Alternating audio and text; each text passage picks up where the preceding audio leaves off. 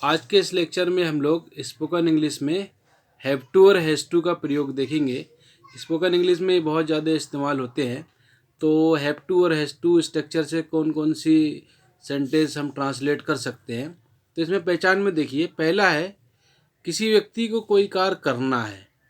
अगर हमें ये बताना है कि किसी व्यक्ति को कोई कार्य करना है तो उसके लिए have to has to structure का प्रयोग किया जाता है।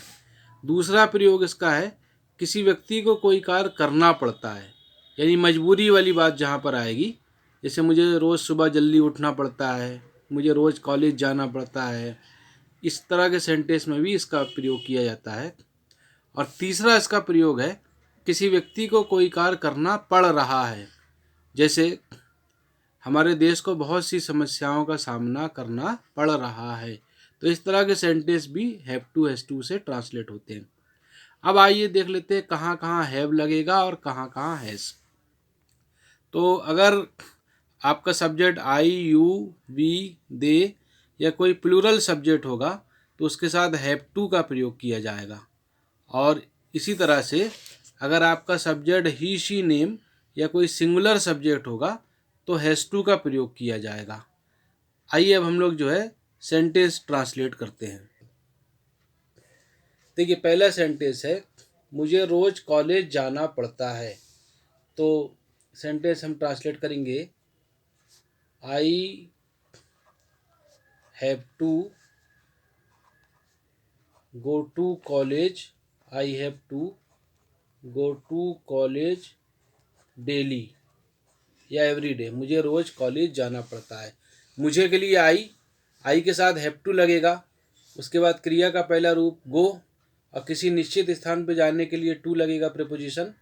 तो हमारा सेंटेंस हो जाएगा I have to go to college daily. मुझे रोज़ कॉलेज जाना पड़ता है। नेक्स्ट सेंटेंस है इन दिनों हमारे देश को बहुत सी समस्याओं का सामना करना पड़ रहा है। ये भी हैव टू से बनेगा। तो इन दिनों, इसके लिए दीज डेज हमारे देश को बहुत सी समस्याओं का सामना करना पड़ रहा है। सब्जेक्ट है हमारा देश, आवर कंट्री, ये हमारा सब्जेक्ट होगा। आवर कंट्री सिंगुलर है इसलिए क्या लगेगा, has to. Our country has to, सामना करने के लिए क्रिया आएगी face, has to face many problems. तो हमारा सेंटेंस हो जाएगा these days our country has to face many problems. Next देखिए, करना है, ये भी हैव टू से ट्रांसलेट होगा। तुम्हें अंग्रेजी सीखना है। तो सब्जेक्ट यू के साथ क्या लगेगा, have to. You have to learn English. तुम्हें अंग्रेजी सीखना है। नेक्स्ट सेंटेंस, राजू को सुबह जल्दी उठना पड़ता है, यानी कोई कार्य करना पड़ता है। तो राजू सिंगुलर है इसलिए क्या लग जाएगा, has to. Raju has to उठने के लिए गेट अप और early in the morning. Early in the morning, Raju को सुबह जल्दी उठना पड़ता है। मुझे मुंबई जाना है। तो I have to go to Mumbai. मुझे मुंबई जाना है, यानी कोई कार्य करना है। आई लगा, आई के साथ क्या लगेगा, हैव टू, क्रिया का पहला रूप और निश्चित स्थान के लिए प्रीपोजिशन टू लगता है। तुम्हें गरीबों की मदद करना है। तो सेंटेंस हो जाएगा यू हैव टू, मदद करने के लिए क्रिया हेल्प द पुअर। तुम्हें गरीबों की मदद करना पड़ता है। पुअर मतलब गरीब और द पुअर मतलब गरीब लोग, गरीबों, उसको हम बोल सकते हैं। इसी तरह से रिच मतलब अमीर, द रिच अमीर लोग। हमें अंग्रेजी सीखना है। तो हो जाएगा वी के साथ क्या लगता है, हैव टू।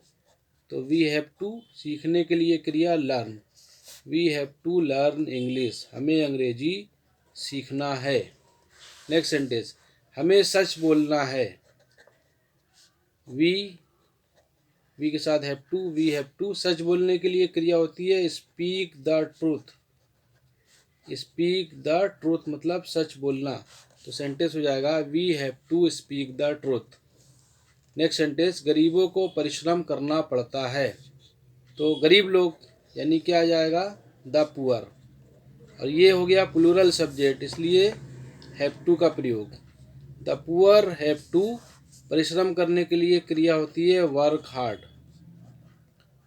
तो हमारा सेंटेंस हो जाएगा the poor have to work hard, गरीबों को परिश्रम करना पड़ता है। तो किसी व्यक्ति को कोई कार्य करना है या कोई कार्य करना पड़ता है या कोई कार्य करना पड़ रहा है, इन तीनों स्थितियों में हम have to has to structure का प्रयोग करते हैं। नेक्स्ट लेक्चर में हम इसी तरह स्पोकन इंग्लिश के और इम्पोर्टेंट जो है स्ट्रक्चर को पढ़ेंगे।